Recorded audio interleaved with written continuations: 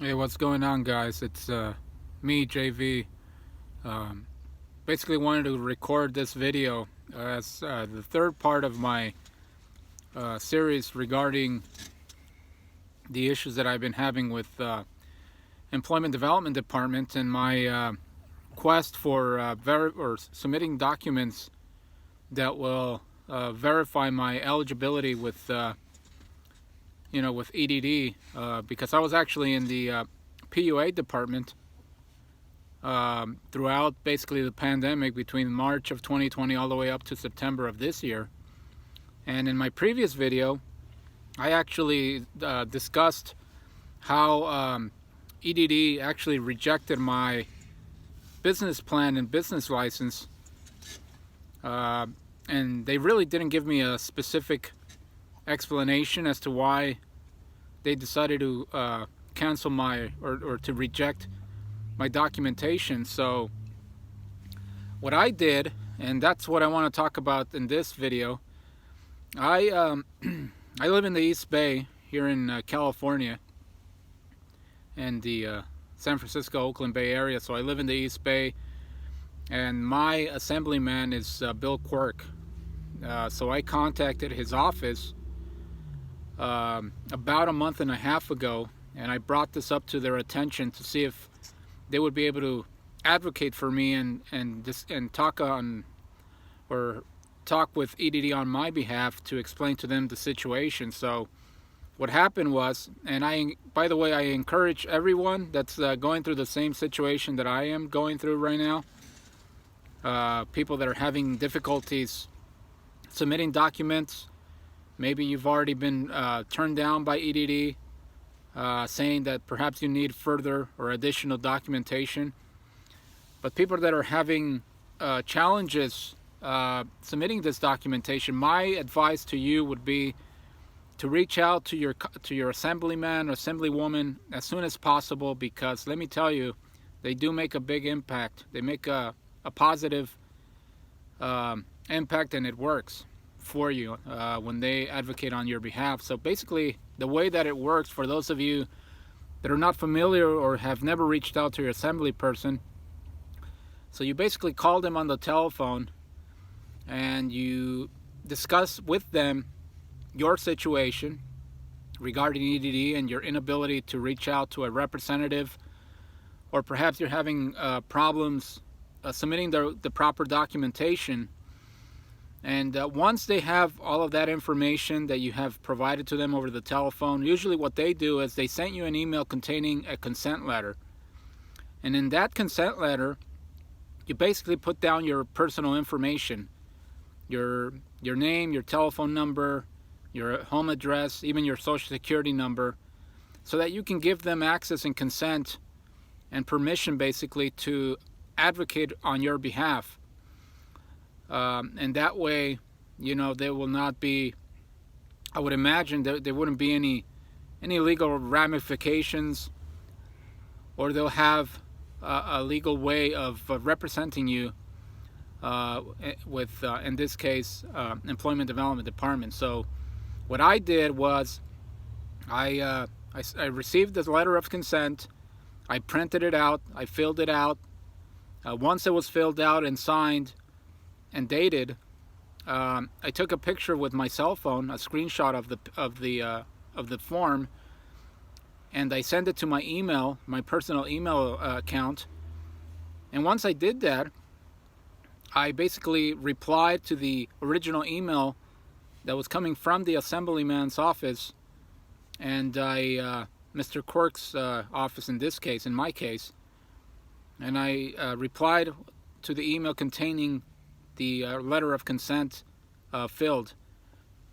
And what I did after that, and I encourage you guys to do the same thing, I followed up over the telephone just to make sure that they had already received the letter, and what were the next steps. What was it that I needed to expect moving forward. So what they told me was that usually it takes about 3 to 4 weeks for them to approve the letter of consent to go through their entire system. And once it goes through their entire system and it's archived, then what they'll do is they'll reach out to EDD They'll explain to them the situation. Like I said, they'll talk to them about your situation, advocating for you. And usually what happens is, because we're going through unprecedented times right now, historic times, and the fact that the volume is extraordinarily high, as anybody, all you guys that are watching this video would obviously know, they're so backed up that it's going to take some time for them to get to your case. But once they get to your case, what happens is they'll reach back out to you, or they'll fix any errors on their system that you might think are there, that are basically impeding you from going over that hurdle and submitting the proper documentation so that you can prove to them that you were eligible to receive the PUA benefits or the PEUC benefits during the pandemic period, during the CARES Act, and subsequently the rescue plan that was passed, I believe, in March of this year.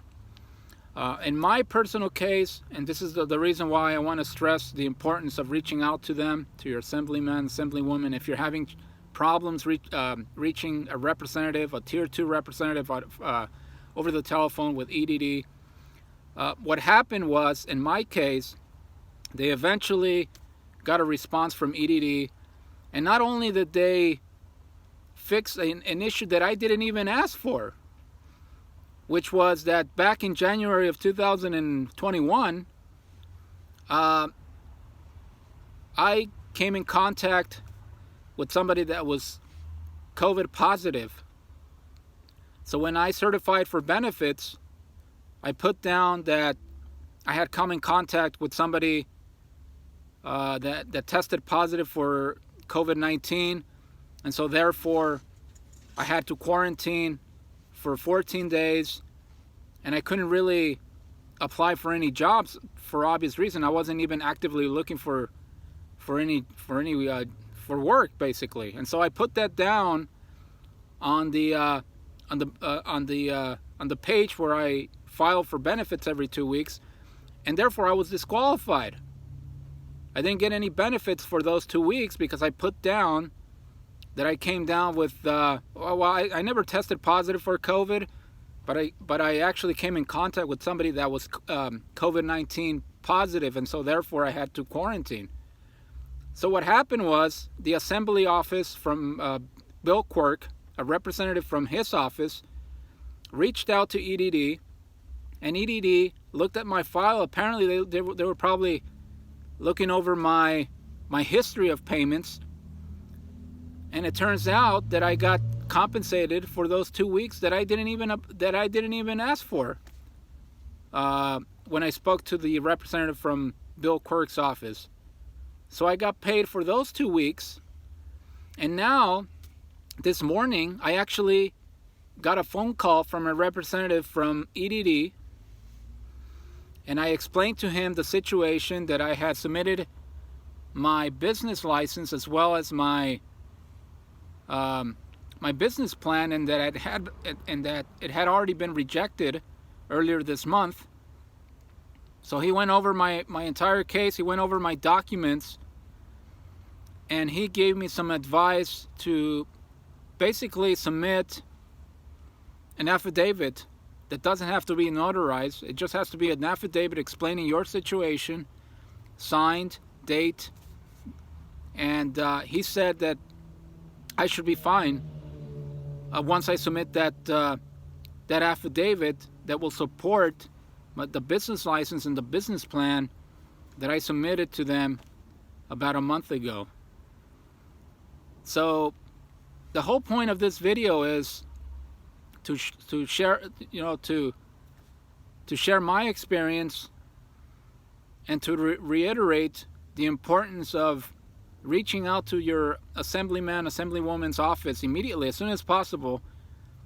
Do it immediately. Don't waste any time, and you will see some positive results eventually if you're patient enough.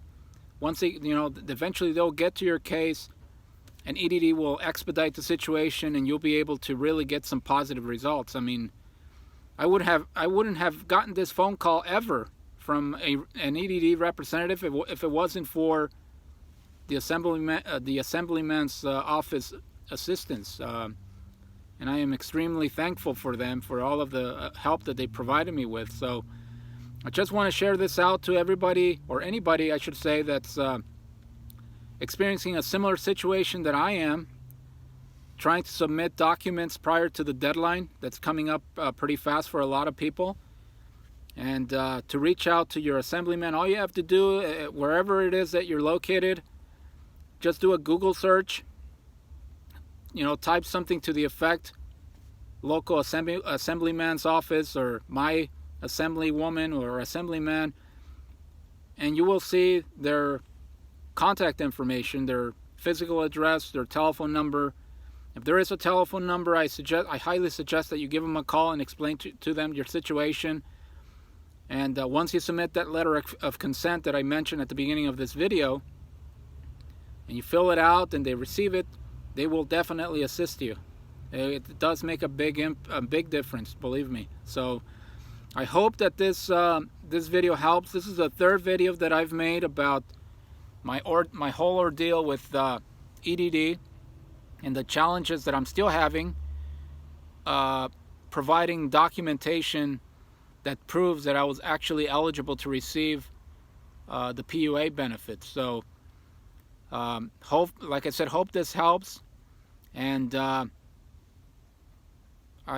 will catch you at in the next video. Thank you very much.